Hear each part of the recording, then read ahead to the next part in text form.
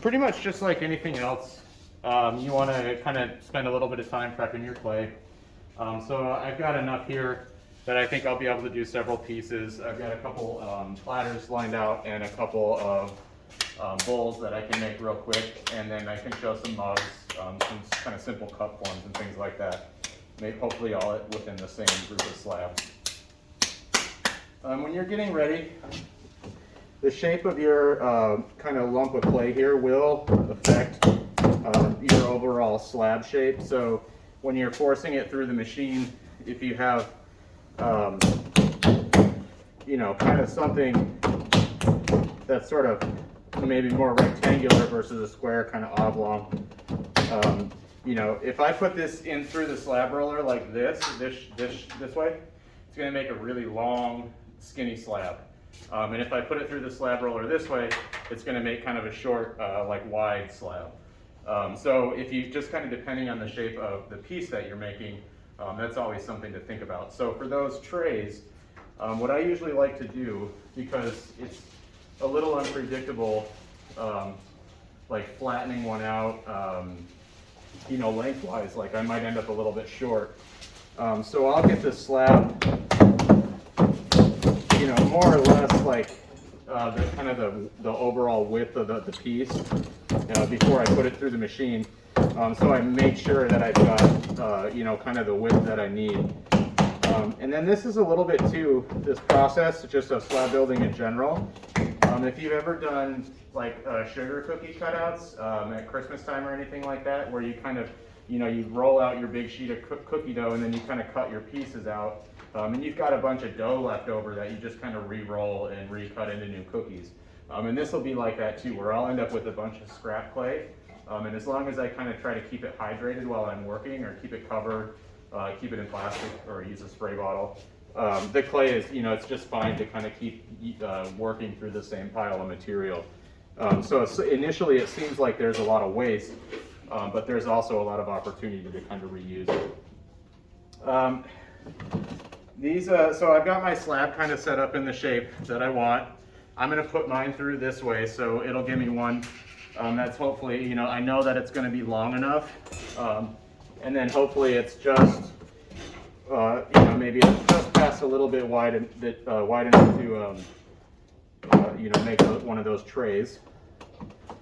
And then so for thickness and slabs, a good rule of kind of thumb for slab building is about 1/4 inch, which might seem a little bit on the thick side, and you can go a little bit thinner than that, you know, but much thinner than that, and it's going to start to feel difficult to work with, especially as you're getting used to the material. So I always kind of, 1/4 inch is a pretty good space to start. A little less, a little more is not so bad. If you go much thicker than that, you run into a lot of maybe drying issues, or just uneven issues, where it's just kind of going to be really kind of clunky and heavy.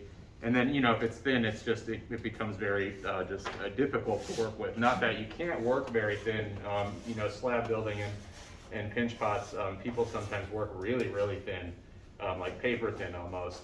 And so it's very doable. It just takes a little bit to get there. So that kind of 1/4 inch is just a good place to start.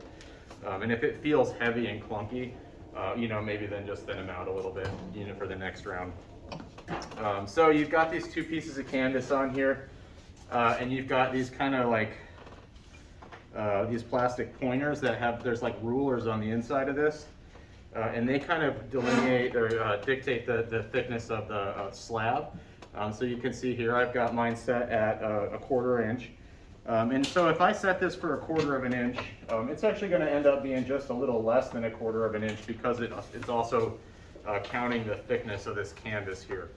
So I want to go maybe just a little bit above that. So I'm actually going to bump it up to 3/8.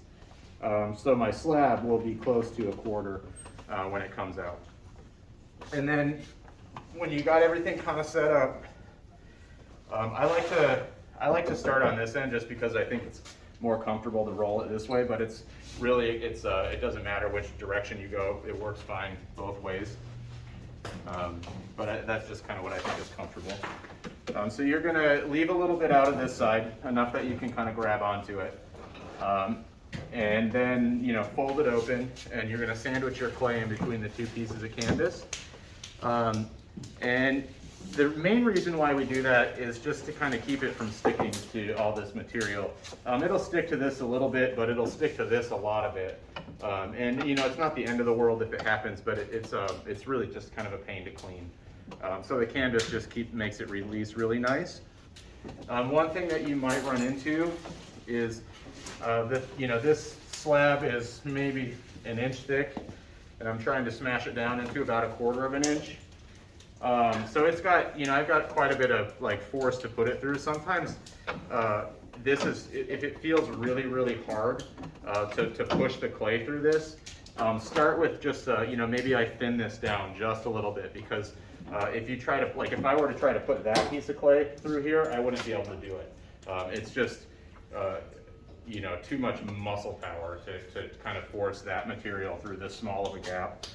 So starting from something that's, you know, at least kind of close to your aim makes a pretty big difference. And then you can kind of, what I like to do is pull it a little bit, keep it nice and tight, and then I'll start rolling, kind of rolling and pulling at the same time, just keeping everything kind of tight. And the main reason why I'm doing that is I just, if sometimes the canvas will buckle a little bit, and then maybe make wrinkles in your slabs. Not a big deal really, but just something that if I can prevent it, I kind of like to try. And so the main thing that you run into with using a slab roller to make your slabs is like warping from the directional pressure of the slab roller. So clay, it's kind of made up of these flat little platelets. It kind of looks like a bunch of scales overlapping each other. And that's what allows it to like slip and slide and be stretchy, and when it's on the wheel and when we're kind of you know, throwing it around. That's the kind of expanding and contraction of these platelets is what allows it to be plastic like that. But that material also has muscle memory, like paper fiber or something like that. So it remembers the downward force, the downward circular force of this bar that you're you know, kind of forcing it through to get into the slab. And if I were to take this slab right now, you know, it's just come out of the slab roller, and I'm going to put it into the kiln. A lot of times in the kiln, in the final firing, it's actually going to want to warp upwards, and that's because it kind of remembers that curvature from this.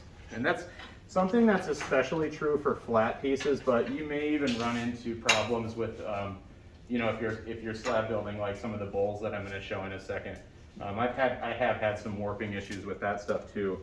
So the main thing that you can do with the slab roller to kind of counteract that, and I've already flipped this over, but once you run it through one way, you flip the slab over, and then just run it through the other way. It's always easier the second time, but that will help. It's not a cure-all, but it will help kind of minimize the warping that might happen.